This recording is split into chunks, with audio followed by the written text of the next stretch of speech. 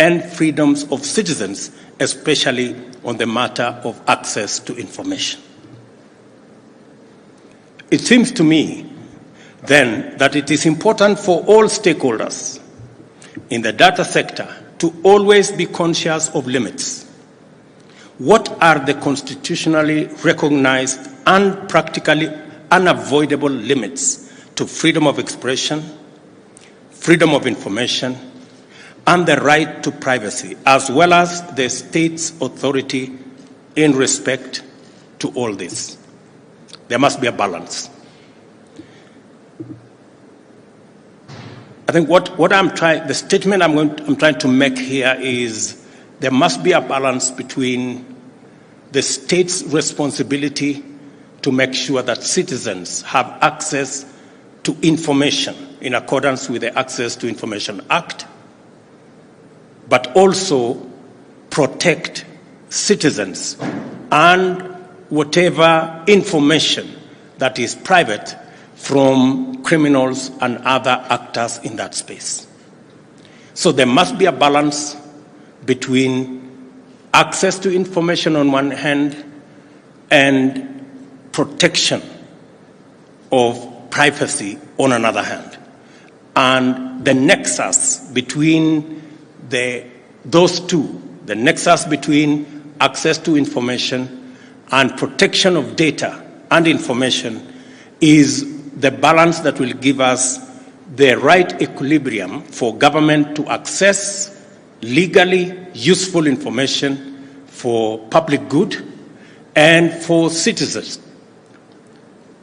And there are details and information to be protected from people who use it for other purposes other than that which is legal.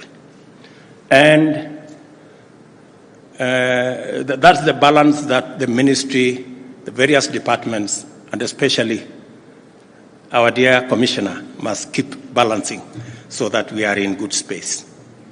In order for Kenya to realize the maximum potential of the digital superhighway, we must have a clear data management regime that is rational, effective, and promotes efficiency.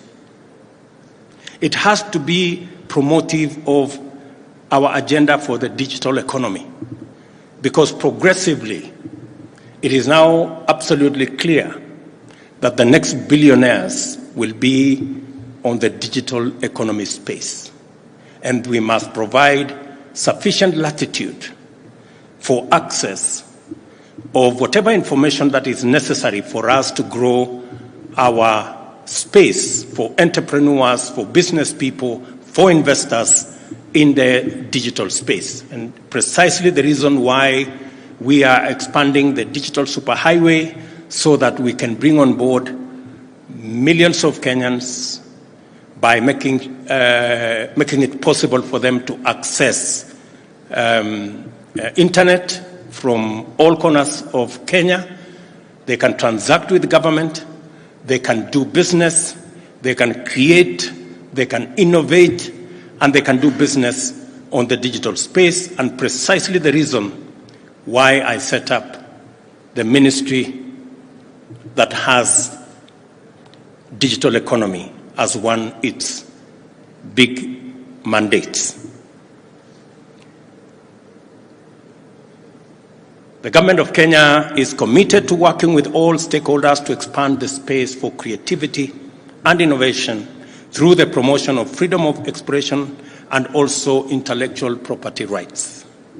It is our intention to ensure that Kenya finally reaps its overdue dividend from the heavy investment in ICT infrastructure made over the last 2 decades.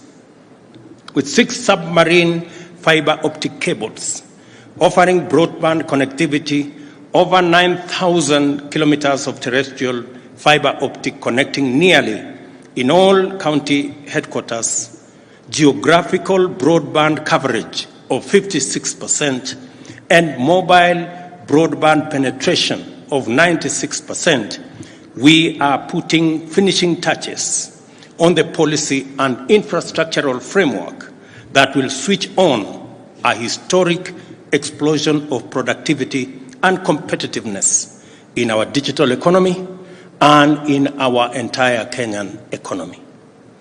I am looking forward to our commitment that in the next 6 months we will have 5,000 government services available on the digital space. Already, just to put it in context, we had 300 government services as of 2 weeks ago. We have increased that to 600. We have doubled in the last 2 weeks. We now have 600 government services available online, and we are well on course in ensuring that we have 5,000 government services in the next 6 months.